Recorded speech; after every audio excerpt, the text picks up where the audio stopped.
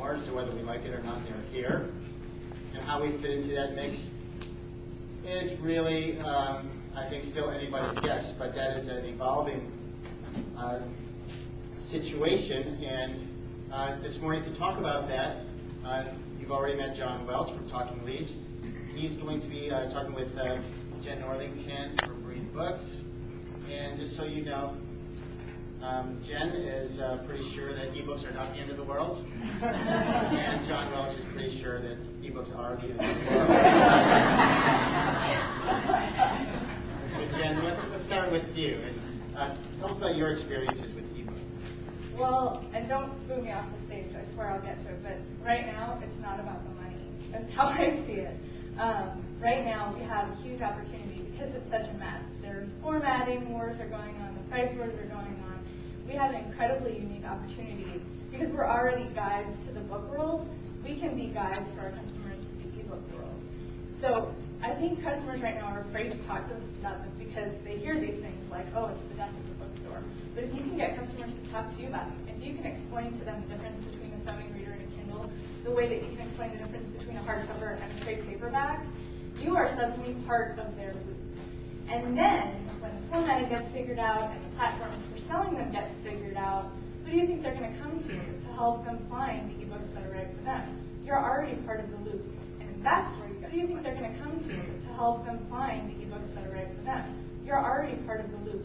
And that's where you get the money.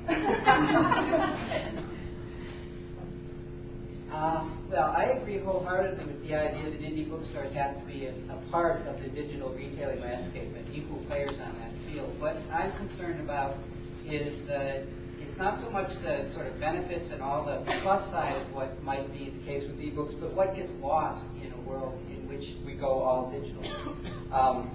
If there are no publishers, if everybody, the people talking about this revolution in electronic books are the people who are going to make money selling them. It's not the people that, they talk about how customers and consumers are anxious to have these things. They got to have them, they got to have them. Well, the number of customers who actually got to have them as a percentage of the people who read and write is really small. But the pushers, Amazon and the electronic book manufacturers obviously want us to think that this is building up to this huge crescendo. And I think that we need to step back and sort of realize that technology tries to drive us and does often.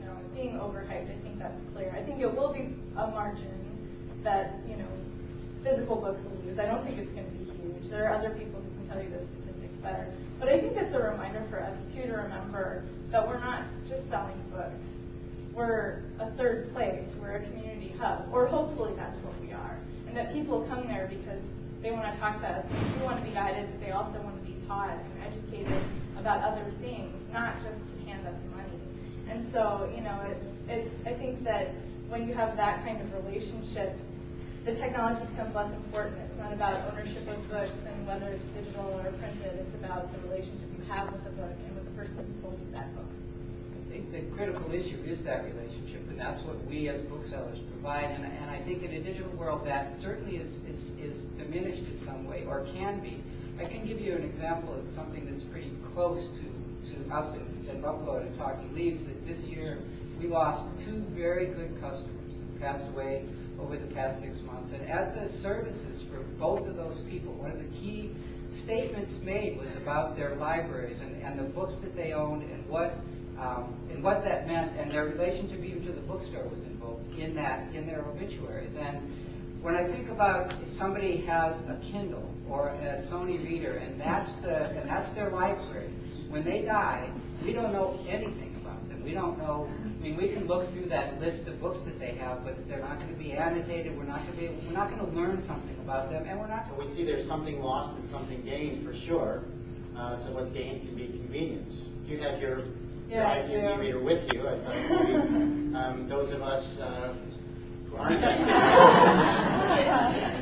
What are some of the books you're reading right now on your e-reader? So this is my iPod Touch. So it's kind of like the iPhone, except it doesn't have a phone or a camera in it. Because I just It's a book. It's a book. I have about 10 titles on here, which is a fraction of what's possible.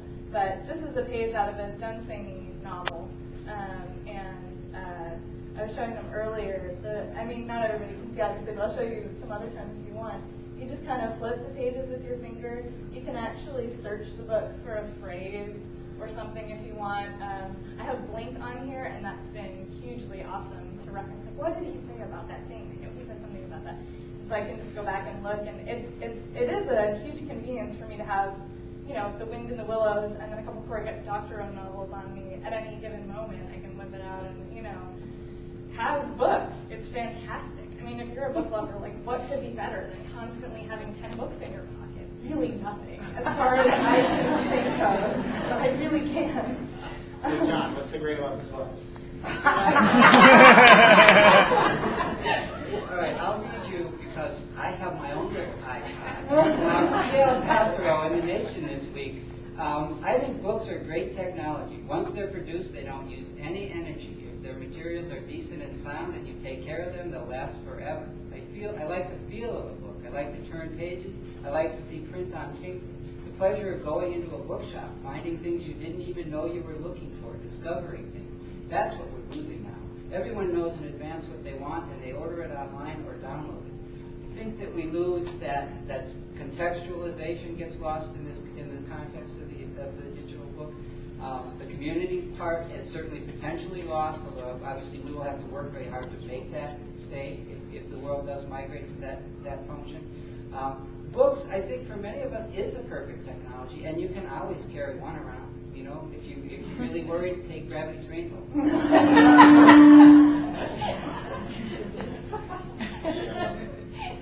So is there such thing as an ideal world where we can have both? Must this be an either-or proposition, or can we live in a world where we can get the benefits of both?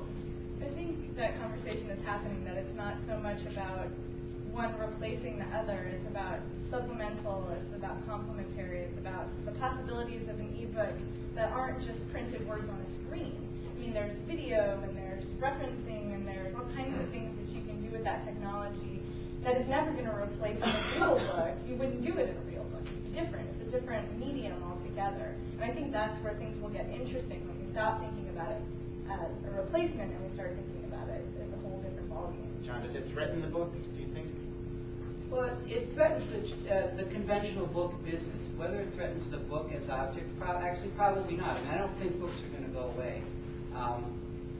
One analogy, maybe a lousy one, is that in the 60s and 70s when we started thinking about food in a different way, and people started suggesting carob as an alternative to chocolate.